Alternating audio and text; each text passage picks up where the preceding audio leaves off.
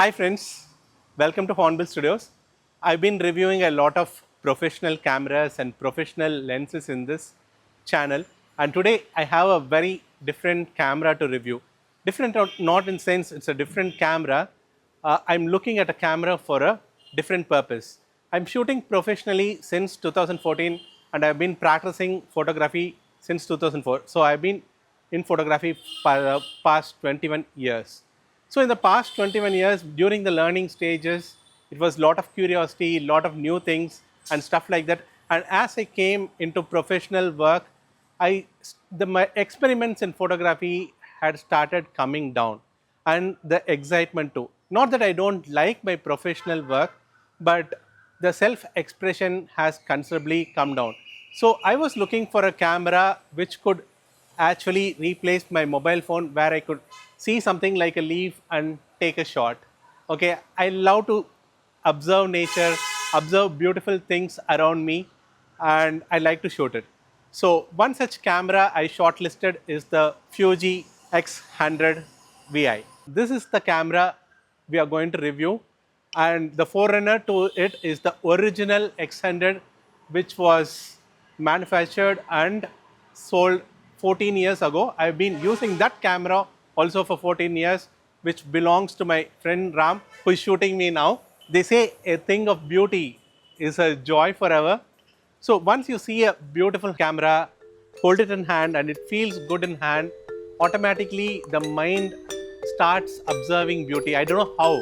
I'm not saying the camera should be beautiful in order to produce a beautiful picture, but it just happens for me like that. This is beautiful.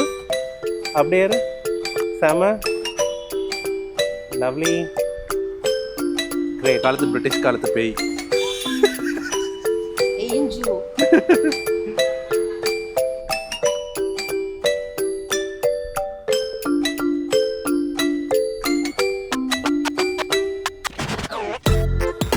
So the film flash is, hey, it's really working now.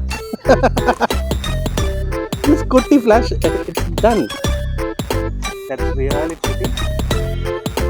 Correct? Yeah, I want the lens to flash. That look.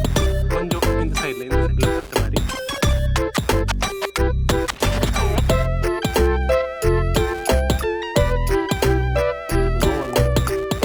Nice. நல்லா இருக்கு. Seven.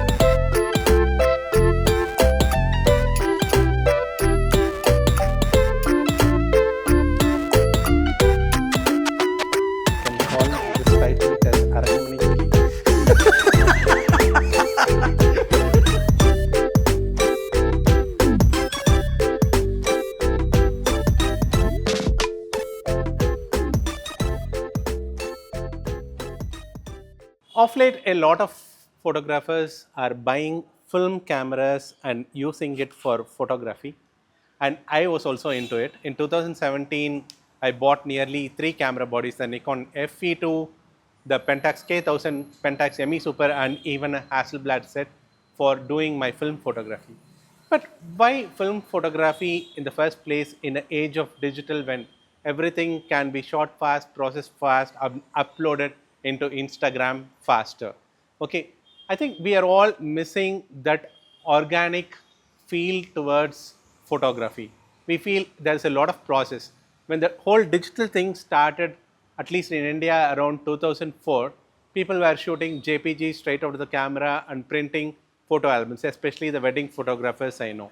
Then the raw processing happened, presets, different looks and all that. Okay. Now in the age of mirrorless, AI is coming, the autofocus has improved, the dynamic range has improved, and the video features in the camera has gone to a different level. And apart from that, if you look at the convenience of using the camera, being intuitive with the camera, I think the film cameras had a little more. And that's why retro cameras like Fuji X100 are gaining popularity. One more thing is like, this is one of the cameras gifted by my very close friend Maddie to improve my intuitiveness and creativity in photography. When I open this camera and look through the viewfinder, it's a fixed 35mm f2 lens the same as this Fujifilm X100 camera having, the same field of view. So when I look through this, I look through a viewfinder and I directly see the subject. If I'm shooting a portrait, I'm actually able to connect with the person I'm shooting the portrait for. If I'm shooting a cat, I'm able to directly connect with the cat. But in digital cameras, like the mirrorless cameras, you have EVF and there is whole electronics between your experience, your heart, your imagination and the subject. And this is where the rangefinder cameras have become useful. The original rangefinders were like this, where you can look through a rangefinder window and as you focuses, the two images coincide to give you the focus confirmation. But in this kind of rangefinder cameras like the X100, it is all autofocus. It's a hybrid viewfinder where you can have a EVF, you can look at the LCD and as well as an optical viewfinder where you directly connect with subject. Say I was shooting my friend Cheruba today in this beautiful bungalow, my bungalow today, and while I was talking with her, I was actually feeling, I was directly looking to her face and talking to her like we are sitting in a cafe. It was not feeling as if I am looking through a viewfinder and talking with her. And that gave a better connect and it gave some very natural looking pictures. I think that is the whole idea of the rangefinder. I've been doing photography for the past 21 years, and I don't know if it's because of my background as a mechanical engineer. I delve too much into the technology side of photography, that is, into the camera figuratively. So I wanted to learn more about how the camera works and all of that, and I spent quite a lot of time learning about all those things. And my initial reviews were all about technicalities. This time, I am not going to talk about technicalities. I am going to talk about my experience using this camera, how I felt as a photographer and how the images were. Still, I want to show that I am well educated because I am sitting on a well. The moment I get the camera in my hand, there is a sense of happiness. First, by looking at it, it looks so beautiful. It is nice to hold, though I feel the grip could be a tad little bit better. But I know Fuji may not do that because the whole size of this camera will get affected. See, I could use an interchangeable lens camera for my personal work as well. Say, I'm going on an official trip for a presentation or something, I can put this camera into my laptop bag and I can take it up. But if it's an interchangeable lens camera, it has to come with a different bag. And this camera, sometimes with the stretch, it can go even inside my pocket. So this camera can come everywhere and can almost replace my mobile phone, which is what I wanted for both photography and videography. And when it comes to the controls, it has all the retro aesthetics and retro controls. I can control the aperture, shutter speed, ISO all individually or put each of them in auto, so it becomes an automatic camera. The lens has a leaf shutter, that means I can even use any kind of flash and sync at any shutter speed. It has a built-in ND filter. The best thing I like about it, because even in broad daylight I can achieve motion blur. So say as a nature photographer, I'm shooting waterfalls, or even as a street photographer, I want to shoot a street scene where people are passing by. It is achievable with the camera. And for video, guys, you know, like how important it is to have a ND filter. So when I'm shooting, it has a few autofocus mode. It has subject detection, eye autofocus, and AI subject recognition for animals, birds, and things like that. All of this are helpful, but a lot of time I switch off the subject recognition because I don't want to recognize anything. Sometimes I could be focusing on a leaf or tree, and there could be people in the front.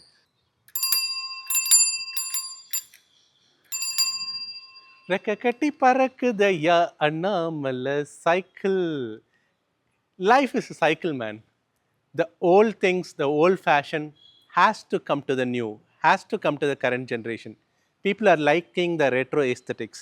People are liking vintage stuff. People are liking a vintage house like this. Okay. So when I was talking about all this film simulation, etc., I remembered this thing. When I used to shoot film during my school and college days, we used to have different films: Kodak Gold, Konica, then Kodak Portra for portraits, and when you want black and white, you go for a T-Max if you want a fine grain, or you go for a Tri-X, you go for the Acros, you go for Superia, Provia from Fuji, you had the Hindustan films, our own Hindustan films from India. There's so much of variety of films. And today we all have one standard color, something close to Rex 709 in most of our cameras. While they give for portraits, landscape and things like it, it's a small variation in saturation of colors and little bit on the hues, that's it. But when it comes to the simulation in Fuji, it's quite unique.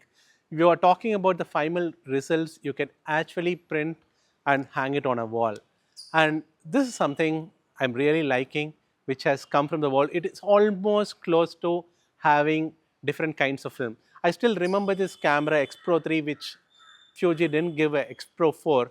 They used to have a rear LCD with the film thing displayed.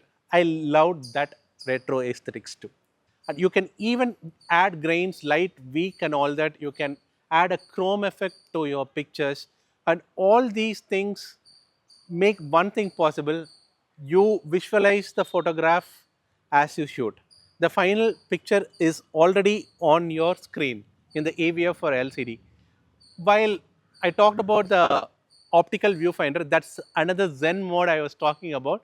When you actually want to see how the pictures look like, if you switch on the AVF, getting an idea of the final colors and how the picture is going to appear actually motivates you. And say you are shooting a model or somebody, when you show a picture in a nice film simulation, they also get happy, they also get motivated. That helps you to shoot more and more creatively.